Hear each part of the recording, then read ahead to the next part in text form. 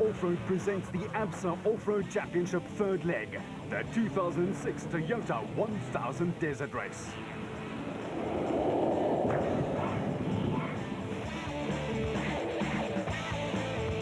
Gaborone, the capital city of Botswana, played host for the third round of the 2006 ABSA Off-Road Championship Series, and the city was ready for an event that has over the past 25 years become synonymous with tough conditions, testing roads and unstinting spectators who love the fast-paced action of classic off-road racing.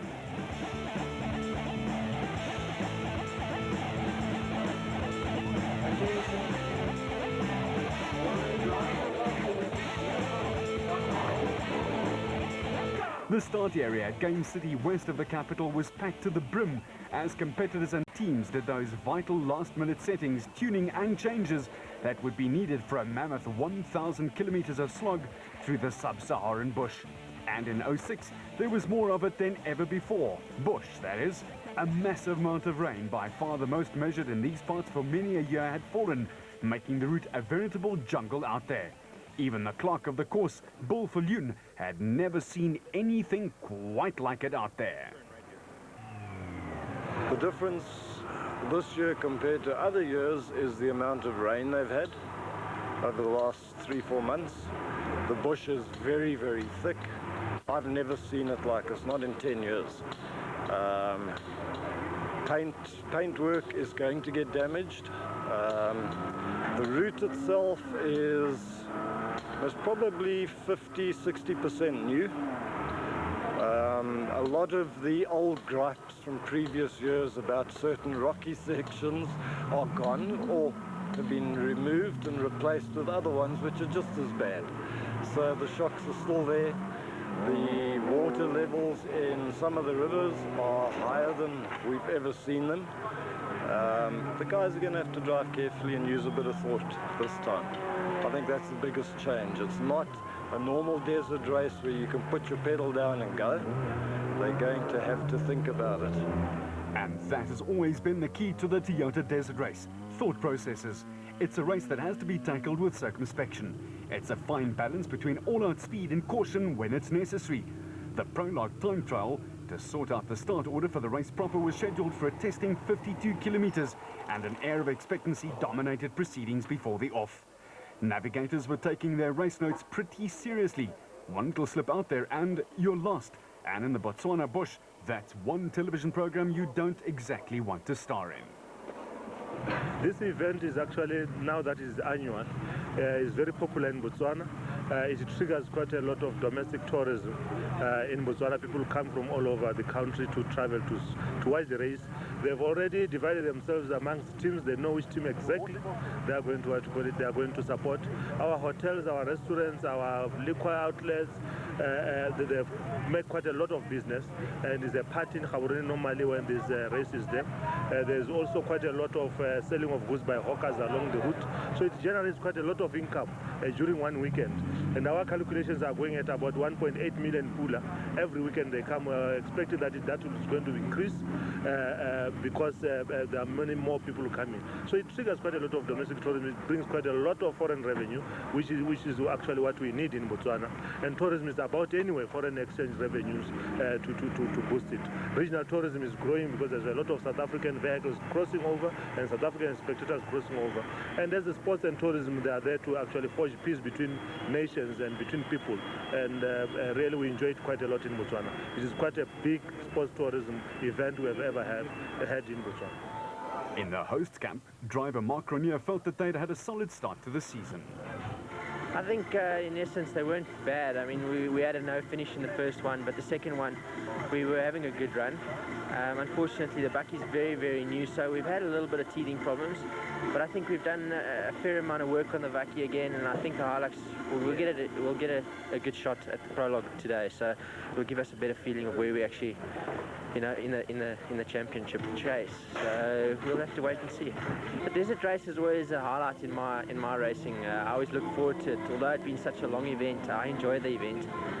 And I think being in such a fast or much faster vehicle, a vehicle that can take a lot more punishment, I'm really looking forward to this year. I want to see what the likelihoods of Hannes and Duncan's pace is like, and and see where we're sort of lying with this whole thing. Grenier and his co-driver Chris Birkin still had to open their account on the season's points list, and they knew that the 1000 would be tough to do it on. I think every navigator in the country dreads the first 100 kilometers heading out when we're in the riverbeds and stuff, because it's very tricky in the riverbed, out the riverbed. It's easy to get disorientated.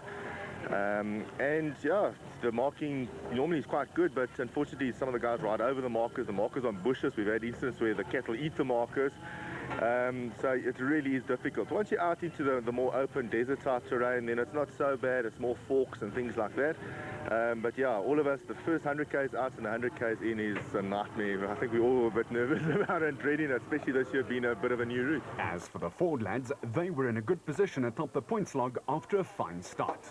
We're very positive because it's all come a little bit sooner than we expected. You know, with a brand new project and a brand new car, we weren't expecting the win to come as quickly as it did. So Sugar Bowl was fantastic, but as you said before, that's history. We now move on to the next race. This is also one of my favorite races because it's a long endurance race. The longer and harder, the better for me. I really enjoy the endurance races. Having won it before too, I kind of know what to expect, and we're really looking forward to it. The car's on tip-top shape, so there's no reason why we shouldn't do well. Again, it's going to be a good test for the cars. Again, they're still new. We haven't done a long distance like this in the thick sand, so it's going to be a test on all the components of the car. But we're really looking forward to it, and it should really go well. Class E leader Manfred Schroeder and the Ford knew that the Botswana race has different demands to the previous race. Yeah, unfortunately, they can't always drive like we did Sugar Belt. You know, they just went flat out. It suited the car. This is a complete different approach to the race. Obviously today we'll be pushing a bit, trying to get a decent starting order, and then tomorrow you're going to have to sort of try and hold back. I know it's hard, you know, every now and again you take a guy's catching, you want to push. Do you push hard, get away with it, you'll win, or do you push hard, you might crash. So it's a difficult decision. Schroeder, who is ultra smooth and has a reliable vehicle, has had a recent spate of drama at the desert race, and the pressure was on. We won our class here for 3 years, and for the past 3 years we haven't finished. So, I mean, the pressure's on us. One of the years I hit the tree, so it was my mistake, and the other 2 years we had mechanical failures. The pressure's definitely on us to try and do well. It's a long race. In the Nissan Race Sonics camp, the team was readying itself for a long journey, and co-driver Johan Gerber knew that he and his pilot Kutsela Beskaghni would have their work cut out for them. At the moment it's a long race, you know, the pressure is on. If you take it to 1,000 kilometers, it should actually count twice because it's 2 races in one. So I think the right strategy is to finish. One should take this race in different stages, push hard in a prologue. Day one is a matter of survival, and see what competitors are back still in the race. If it's people challenging for the class, then you've got to push on the last day. Otherwise, you've got to drive with your head on this one. You know, it's no use going in with a strategy of running a sprint race, and it's actually a Comrades, because this is the Comrades of the National Championship, and you've got to tackle it that way. And no one knew that better than 3-time winner Hannes Grobler. Yeah, this race is always a long race. It's 1,000 kilometers. So, you know, it's not always the guy that wins the first day that's winning the race. You know, a lot can happen on the race. And, you know, I think the guy that take a good pace on the race, fast enough to keep the car in one piece and the bodies in one piece, he'll make it to the end, and then the guy that comes first at the end, he wins the race.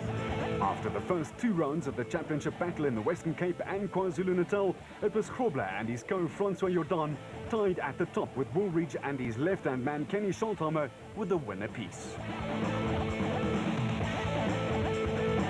In the special vehicle category, the competition would be tough, and one man who was back in a space-frame car after trying his hand with a Ford SP was Shamir Warayava in a Total Motorsport Porter with his co-driver VZ van Sail.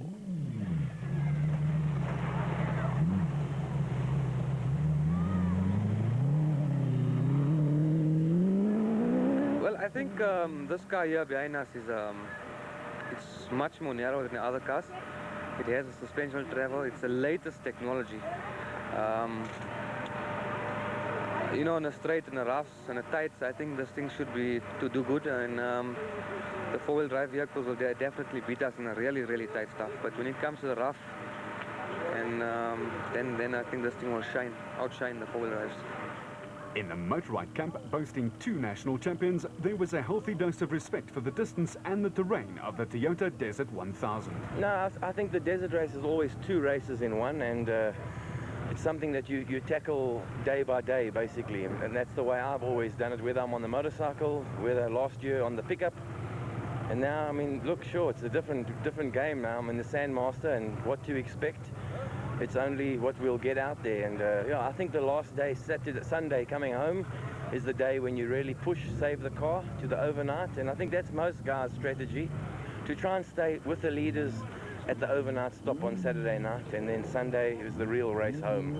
Hopefully everything's okay, car's good, and yeah, but for me, Sandmaster, it would be really great to be able to win it on a bike, in a production car, and now in a Sandmaster. I mean, that would just be the cherry on the top, but I'm not even thinking about that. Points at the moment is what we need, not finishing Cape Town and getting a 3rd at Sugarbelt, and you know, the championship is still a long, long way away, so sure, that would be great to have 3 wins like that. It will probably be history, I think. For Alfie's teammate Evan Hutchison, the 2nd national champion in the Motorride outfit, there's a lot to play for.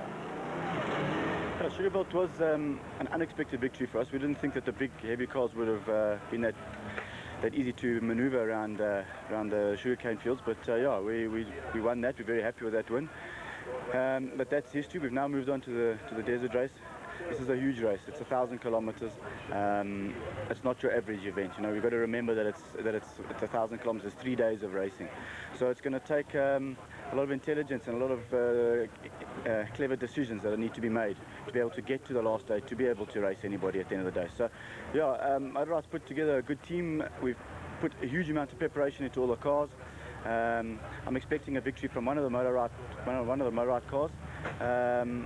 But yeah, talk about victories maybe on Saturday night, and if we're still running, we can talk about who's going to win the race. At the moment, we're just hoping for the best, hoping that all the preparation that we've put in takes us through to the end. Yeah.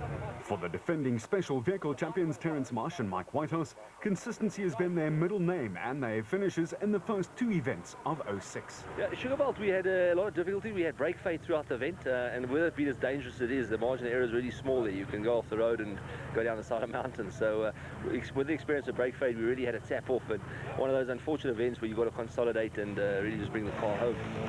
Go! Marsh is a solid driver who limits his risk-taking, while Whitehouse is known as reliable, and the same can be said for their Nasher mobile bat. The strategy for the desert, there's a very high attrition. It's a very, very tough event. You know, I'm predicting there's probably going to be about 12 finishes out of the special vehicles out of the 38-40 entries.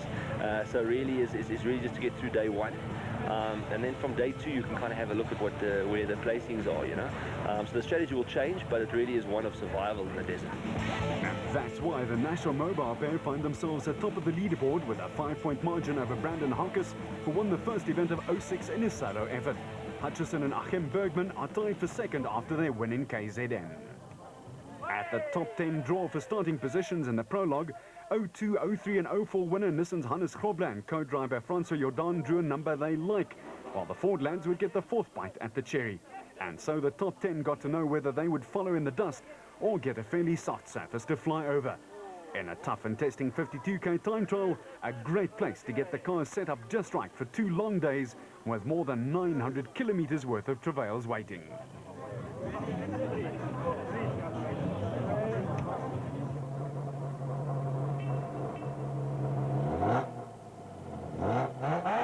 With the proudly South African Nissan Navara SP sounding in great, Nick Grobler and Jordan hit the trail and led a full entry of 66 cars on their tortuous way. Gary Berthold and Henny Kirstein sped off and went like the clappers, but they battled to find the route early on. Another former national champion pairing, Duncan Foss and Ralph Pitchford in their Nissan Navara, were next off the line, and they were quickly into their rhythm.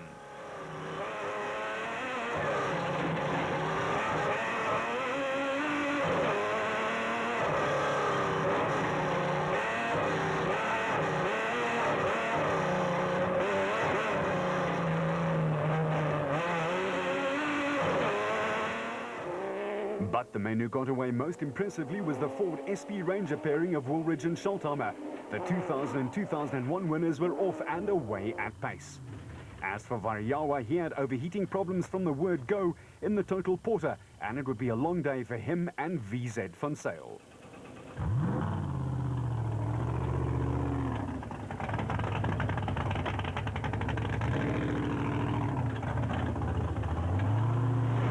Motorrights Evan Hutchison and Achim Bergman wrong-slotted a few times, but they were right on the pace set by Woolridge and Scholthammer.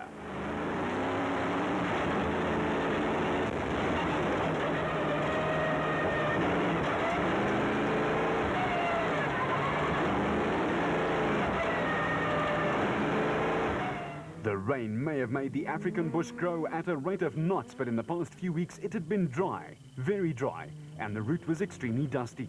Some of the pilots also felt that they could not find too many markers, so a tough combination out there. Cronje and Birkin, though, were going well and on the way to a top 15 place, despite connecting some very solid Gaborone real estate.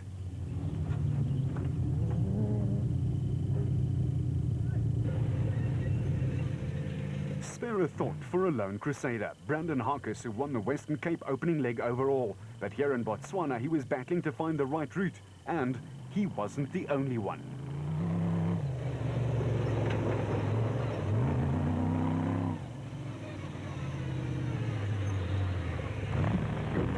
For Cronje and Birkin, there was a flat after hitting a rather large piece of Botswana rock, and the change wasn't going that smoothly either.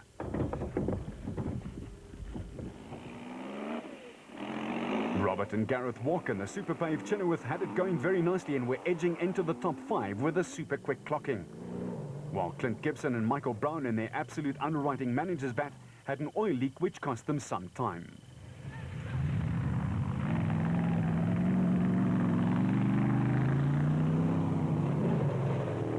Nick and son Ryan Harper had some nervous computer problems before the off, but once they were sorted out, they practically flew along in their Domason bat.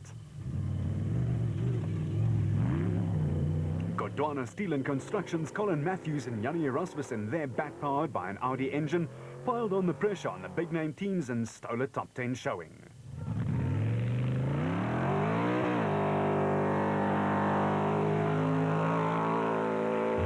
Leading in Class E was the Ford Ranger of Manfred Schroeder and Ward Huxtable in the co-pilot seat.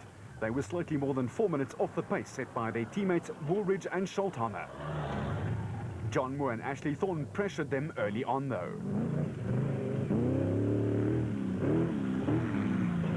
Reigning champion in Class S, Richard Schilling, a veteran of the sport and a winner here way back in 1990, had his Plaster Tech race car humming along, and Chris Davies enjoyed riding shotgun.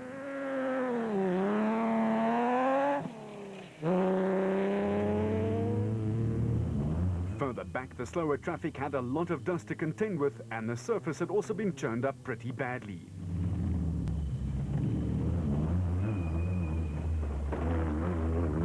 Nardus Alberts and Colin Hunter did not let a little dust deter them, though, and they clinched 7th place, only 2 minutes behind. But it was the Ford lads who stole the show. Rob Gurney and Graham Steinbach and the second SP Ford Ranger also put foot, and they took 11th place, 3 minutes down on their teammates. The Weichelts, Cliff and Louis in their Bosel Toyota Hilux had a clean run and slotted into lucky 13th place, leading Class D. While Hichu and Jaap de Bruin were second in Class D in their Toyota, and the shocks in the back sounded like an Avery.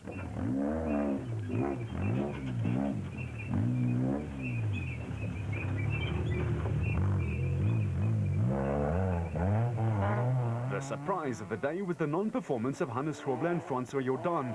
The three-time national champ could only nab 16th, a far cry from his top 3 exploits in the prologues of late.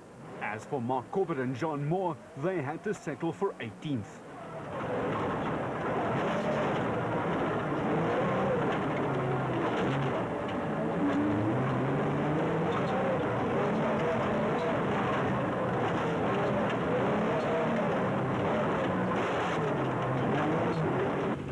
Former champions Marcus Taylor and Mark de Chalane took their CLE JRE to the top of the class in the B category.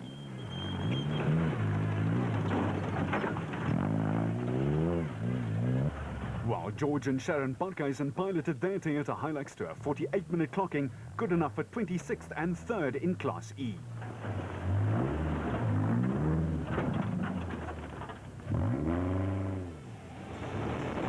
But it was hats off to Neil Woolwich and Kenny Schultheimer, who clocked 42 minutes and 7 seconds, just one tick ahead of Hutchison and Bergman.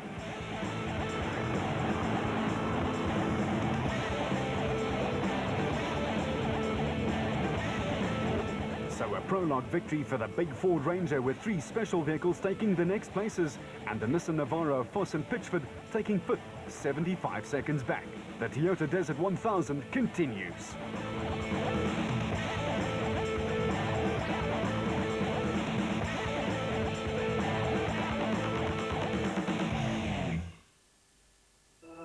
For 7 years, the greatest challenge.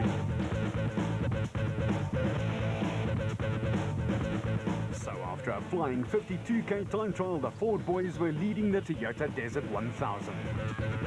We had a very good time trial, so I'm not too surprised to hear that. You know, everything just clicked, and the car's really going well. So I knew we'd put up a good time. I wasn't aware that we'd actually won it yet, but I knew we'd put up a good time.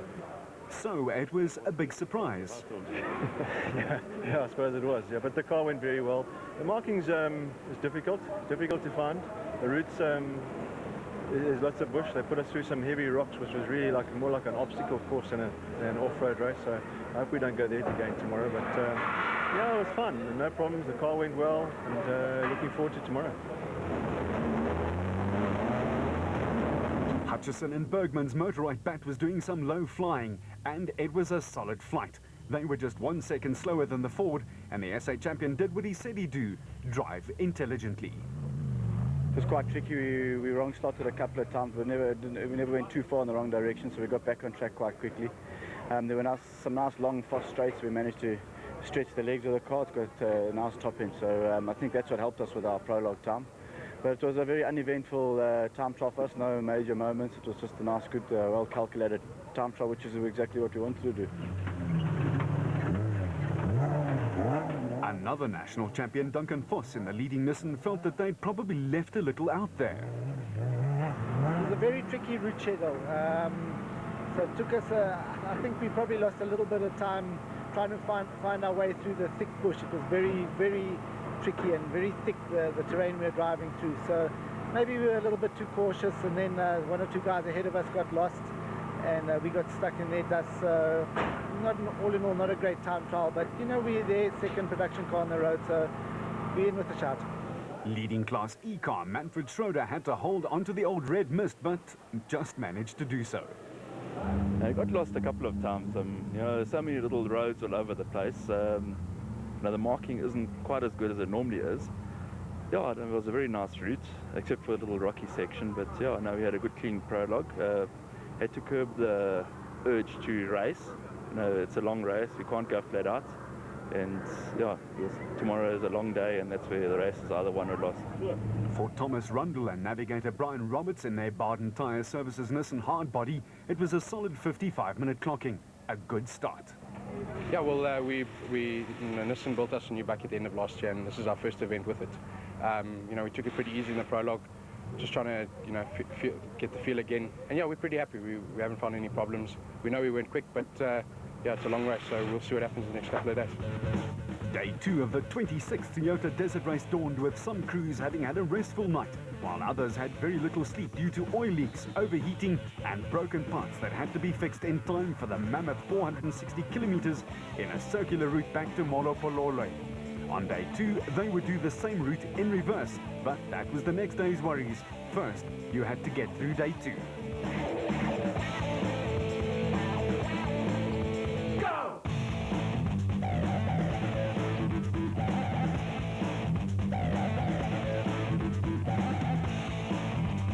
Duncan Foss had his early morning training run,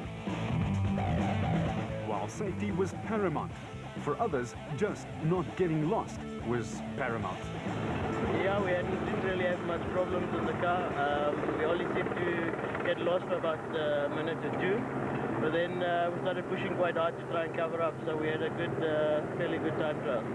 but we're expecting to take it easy and go, just try to get it back to tonight for the overnighting gaps again, and try to be more conservative. Hopefully tomorrow, I think tomorrow is going to be the real race. So we're just going to take it easy today and try and hold our position. Very wise indeed. For the Toyota Cup, the hosts of the classic event, there were those niggly little last-minute things that have to be done before a long, tough and testing stretch. Robin Houghton, though, was in good spirits. Robin, you're ready for this morning? We hope so, we hope so. Difficult day yesterday, so we're going to chew a lot of dust. I think I should grab a handful of gravel to start the morning, but yeah, a lot of work to do today, 57th, so not the best start yesterday, but yeah, hopefully today a bit better. For the rest, it's a good thing these guys wear helmets. Otherwise, you'd see the tension, wouldn't you?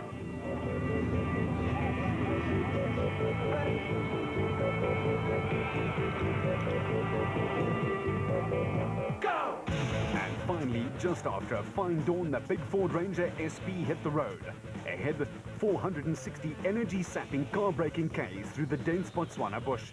Hutchison was just 1 second behind. The Harpers, Comrades marathon runner Nick and his son Ryan were 54 seconds behind and got off to a quick start. And the paddock at Game City in Gaborone was a sea of early morning activity. Go! The Super Pave Chenoweth of the Walks was in good voice as it left the line in 4th place and then opened up the taps.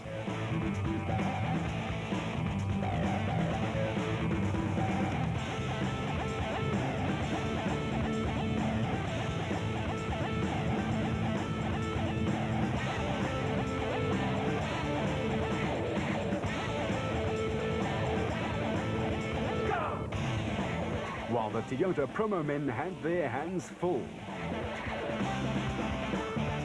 But then again, so did the drivers. Woolridge and Schultheimer were doing the proverbial low flying early on, but within a few Ks they'd experienced a litany of problems. They broke a front diff, robbing them of 4-wheel drive, and then damaged a front prop shaft.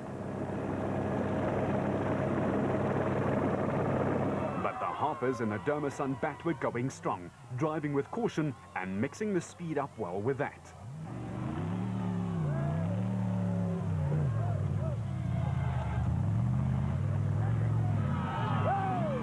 Gary Bertolt and Henry Costain started off in 6th place in the Atlas Copco Bat, and they were letting it all hang out, while Hutchison and Bergman were also well up the batting order.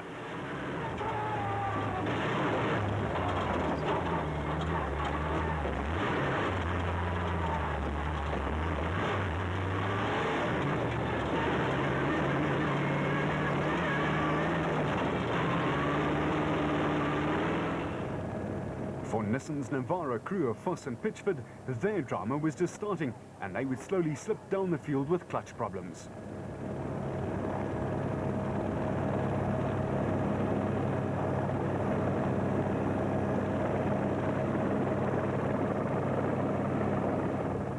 The Super Pave boys, Robert and Gareth Walk, would have the same fate when 30 minutes into the stage, they drove into a hole, bent a front arm and broke a rim. This took them some time to repair and relegated them to 25th spot. Nardus Alberts and his co-driver Colin Hunter in the Rapsa Bat had started off in 7th place, and they were scaring some of the bigger factory team outfits to death.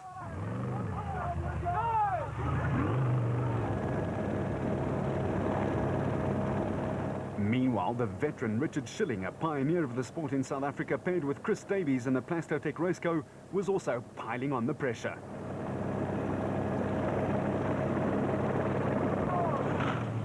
The Screaming Green Gondwana Steel and Construction special vehicle of Colin Matthews and Yanni Erasmus was also eating up the Botswana turf, and that Audi machine was sounding happy to do more of it.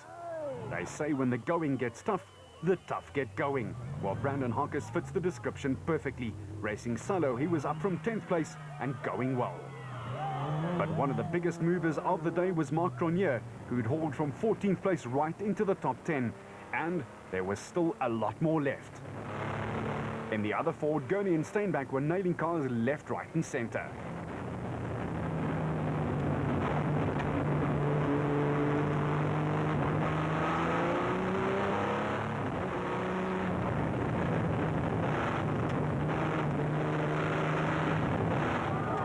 The Waterhole production car champ Alfie Cox and his co Henny ter Steeg had also made a big jump.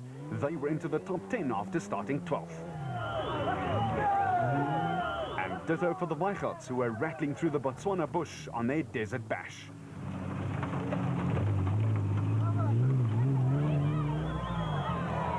Jan and Hendrik Cry in the Keymax property bat was second in Class B on the points log, but here they did not distinguish themselves.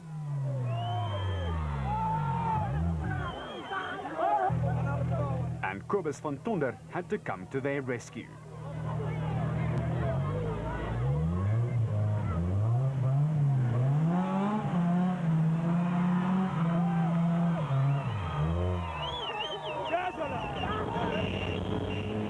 Team Castrol Toyota's Bevan Bertelt and Robin Houghton had some trouble in passing, and their screamer was working overtime.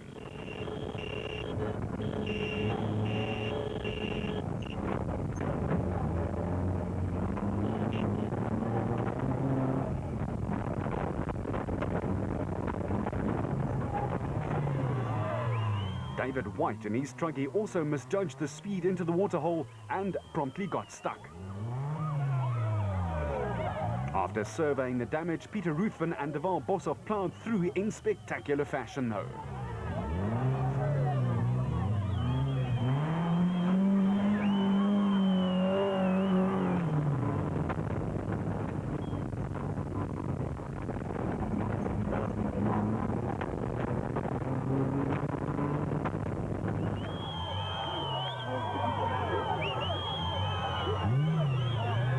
Bertelt and Houghton played the Good Samaritan this time and hauled White out of harm's way.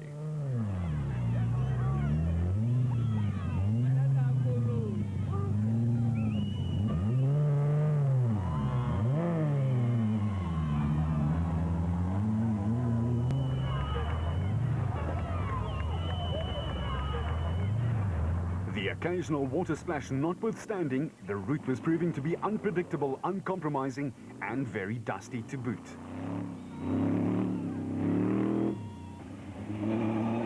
Woolridge and Schultheimer were still battling on, but they'd lost a fistful of places. They lost some time trying to prepare their loss of four-wheel drive, but it was all to no avail.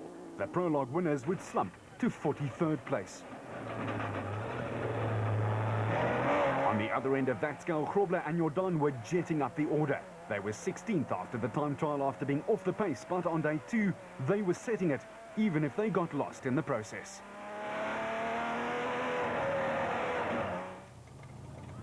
The leading bat at this stage was the Harper Dermasun crew, who had done some fine surging themselves and nailed a few big names big time.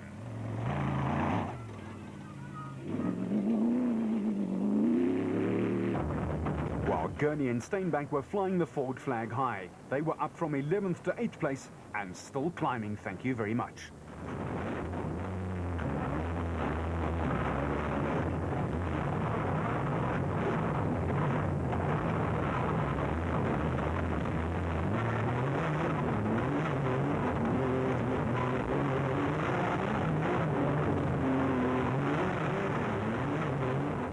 And so was the wily old fox Richard Schilling. He was chasing a 9-point lead by Nick Gosler in Class S and winning them back one by one.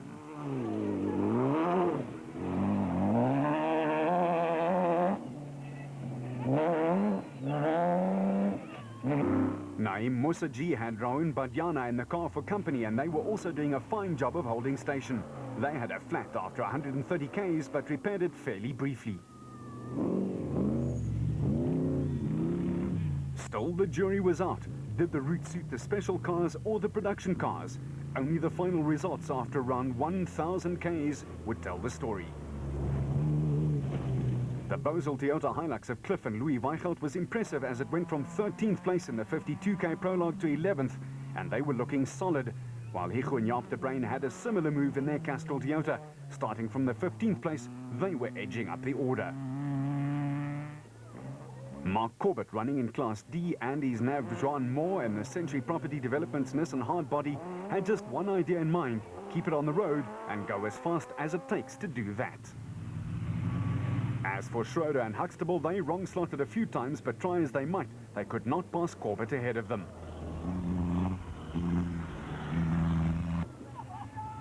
Matthews and Erasmus were holding their own among some of the biggest names in the sport in Southern Africa, with an aggressive Hutchison right on their tail.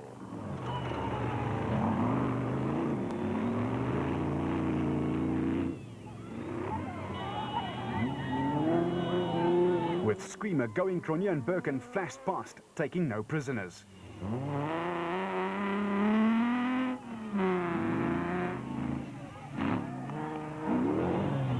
And Mr. Consistency Terence Marsh was doing the same old thing, being consistent.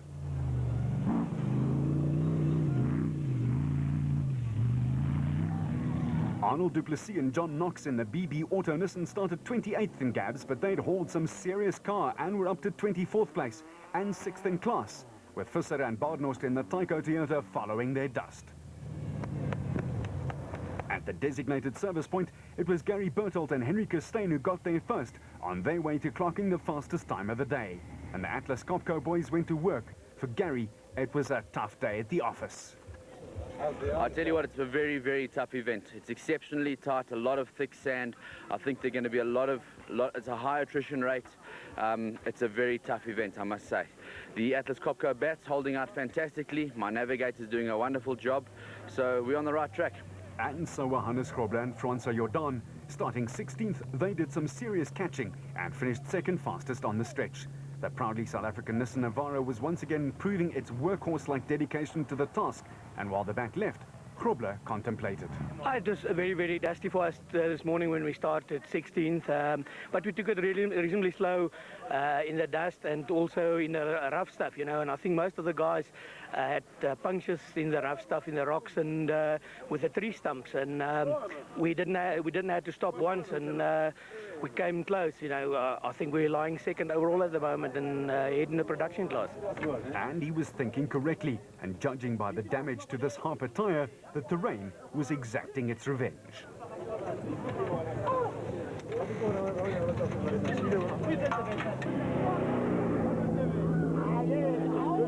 And while the Harpers were getting loaded up for the ride back to the capital, the prologue winners Woolridge and Schultheimer were ruining the fact that their four-wheel drive had left them in the lurch. Yeah, we've only had two-wheel drive for about the last 150 k's, so we've had to back it off. We got stuck once, but they'll fix it now. I'm sure it's just the front prop shaft bearing that's broken. So hopefully we'll have four-wheel drive again and be back in it. Well, the clerk of the course warned the teams, and he was right. Body parts were coming off in chunks, and Cronje was a frustrated man.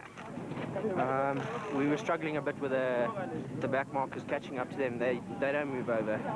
You know, you literally got to push them off the road, and it's just crazy. We thought our screamer wasn't working, but when we catch up to our fellow competitors and we scream them, they move over quite comfortably. So clearly there is no intention for them to move over, and that's the problem we're having at the moment. Cronje was certainly not a happy camper. On the other side of that coin, though, Mark Corbett was having a load of fun. Good, man. It's very, very rough in the Class D buggy, one of the roughest races we've been in so far, and extremely tight. So we're battling a bit to get around the corners, but I'm sure we'll come home all right. I think we're lying about second in class now, or third. And the strategy for Johan in? Just keep it on the road and as fast as possible, the same as when we started. And it was certainly working for them. What doesn't work, though, is going into a turn too quickly. Just ask Duncan Foss. It cost him ages of time and a few broken parts on the car. Yeah, it was on an open road section and I came too quickly into a corner onto a right-hand bend, and I was going too fast and I lost the car and we hit a ditch and we broke the steering arm. So we've had to be towed up to this point and hopefully we can fix it. Foss went from 5th to 42nd in one foul swoop. For Clint Gibson, second was a lonely place. Yeah, stuck in second gear from about 50 k's in. We're sitting in second gear all the way, so obviously our selectors are damaged. Gearbox is building up extreme heat as well, so I think to carry on at this point would be a bit foolish. Rather take it back, take an hour and a half penalty and see if we can get on top of the problem. Go!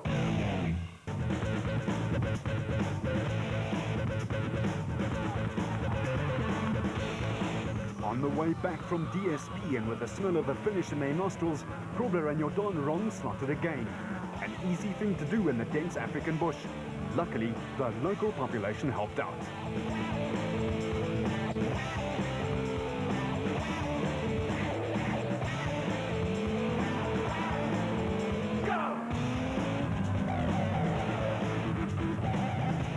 But that gave Bertolt and Costain time to catch up again. They lost first place to the Flying Navara.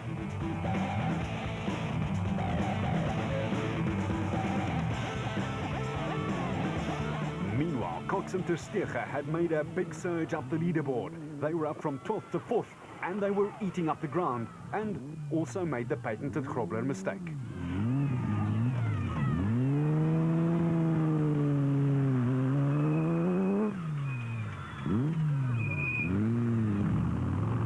Alberts and Hunter were next, with the Harpers pressurizing them.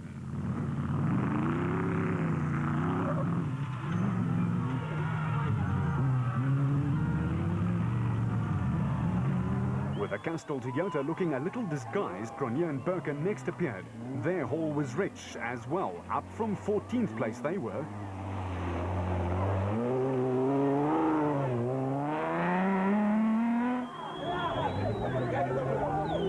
The leading Ford SP class car was in the capable hands of Rob Gurney and Graham Steinbach, and they picked up no less than 4 places and straight into the top 10.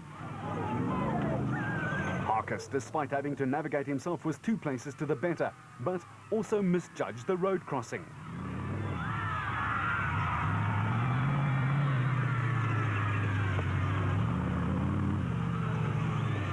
The old warhorse Schilling was ever consistent and holding station in the top 10, albeit rather gingerly.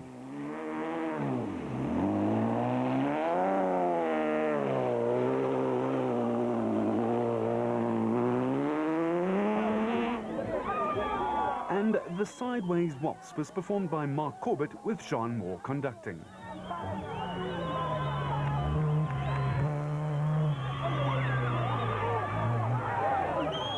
Another slightly modified vehicle was that of the Weichhelds, but they still produced a top 10 fastest time for the 460-odd Ks. The Tyco team Visser and Badenhorst were 3rd in class and in an awesome battle for line honours, with Schroeder and Huxtable leading Class E in the Ford Ranger.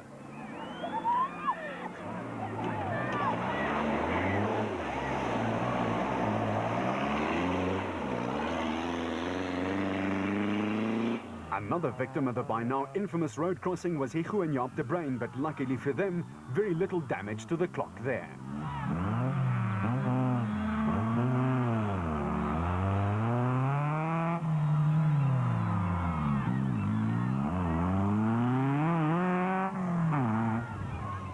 Reigning national champ Terence Marsh was still going along, keeping it on the road and keeping it competitive, and that big old Bat Spec 1 engine was still sounding great.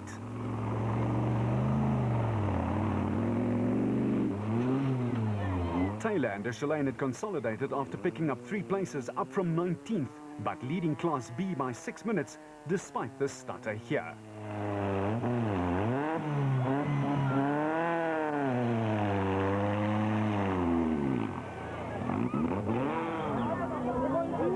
Mossaji's racecar was still looking and sounding relatively unscathed, but they'd lost 4 places down to 26th, but still 3rd in Class S. While Taylor showed a lot more speed in his 2nd attempt at the waterhole. Matthews and Erasmus were batting along in their bat, and they were 7th in class.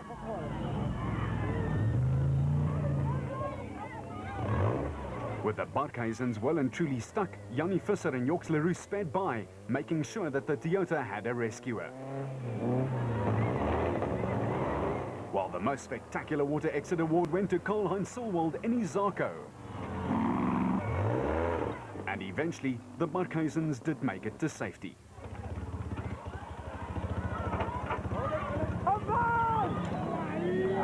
The BB Auto lads, the Duplessis, were firmly ensconced in the top 20. With the Bosel outfit, Mark and Stuart Moffat, right behind them.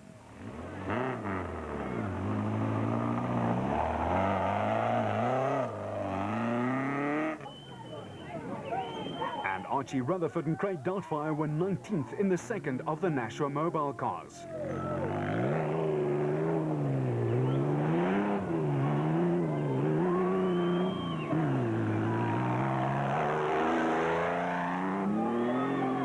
Arnold du Plessis did the second movement of the sideways waltz.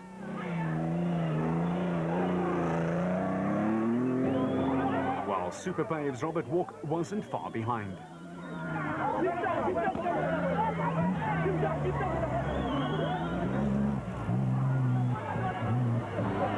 The Cries were locked into second in Class B after a fine drive. But Swaziland's John Thompson and Clinton McNamara were keeping them honest, just 30 seconds behind. A rather blind-looking Nissan was being guided by Asman Sadiq, and he and co Shaikat Fazaldin were just inside the top 30. And rounding out the top 30, it was former track star Fabio Tafani with Michael Barron riding passenger.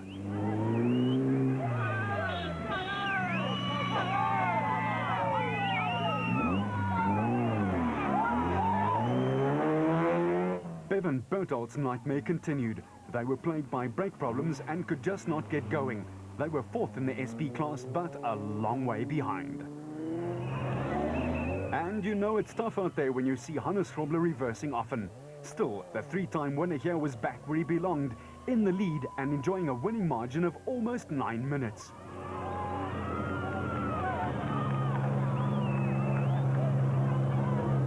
Very, very good. It's unbelievable that we didn't have any problems with the car. The Nissan just ran faultless, and I must say the Navigator was number one today. It came from 16th to first place. Yeah, it wasn't easy. We had a lot of dust, and where we had the dust was very rocky and rough. So we took it easy, and then when it opened a bit, we gave it thick, and we passed the guys. And we're happy to be here first tonight. And Grobler just proved again that the Toyota Desert 1000 needs speed and a healthy dose of intelligence. Despite a flat with 30 Ks to go, the next car interview was Gary Berthold and his co-Henry Kirstein, who clocked the fastest time for the day.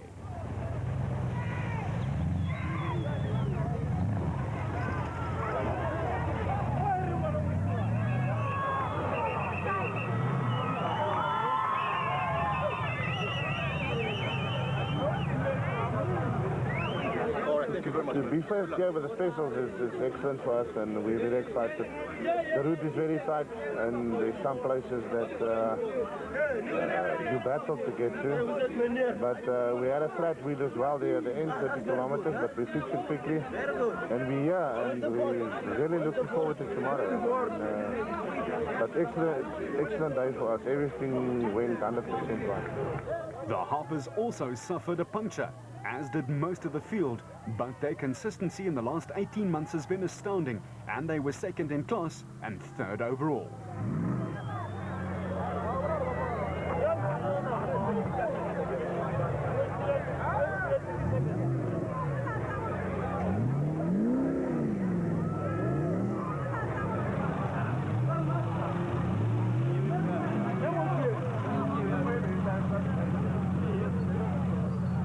In the motorride camp, there was some happiness. Cox and Ter Steege brought it home in fourth place overall. But for teammate Brandon Harkis, there was some unhappiness. No, it's definitely not. Today was very, very frustrating. To work all your way up, and then I lost 13 places in one bad move. And never mind all the almost head-on collisions, and just this race not good for single seater. There's too many variables, too many open fields. You just have no idea where you are, and sometimes you get lost so badly that you find yourself, you don't even know where you came in from. Well, that's the art of off-roading, and spare a thought for the crews who have to take what was a perfectly presentable vehicle some hours earlier and make it so again. Ha, the life of a Mackie on the off-road scene.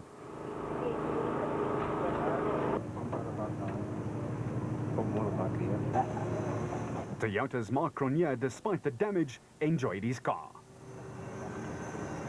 The Bucky was really great today. I mean, the pace was no problem. It's just we had a couple of wrong slots and we had a puncture. So it's the only reason why they managed to get past me again.